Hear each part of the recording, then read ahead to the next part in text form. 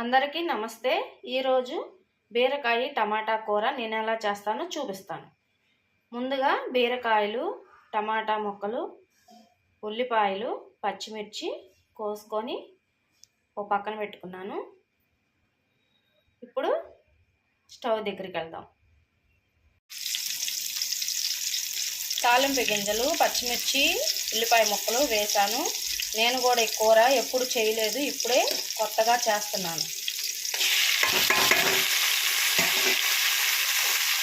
బాగుండిద్దని చెప్పారు, అందుకని నేను కూడా చేస్తున్నా. మొక్కలు అవి కాస్త మగ్గినాయి. ఇప్పుడు కొంచెం ఉప్పు వేస్తా.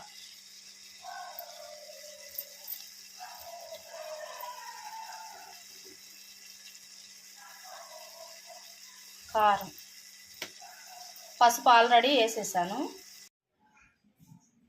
ఫైనల్గా అయితే బీరకాయ టమాటా కూర అయితే అయిపోయింది. ఇప్పుడు కొత్తిమీర వేస్తాను.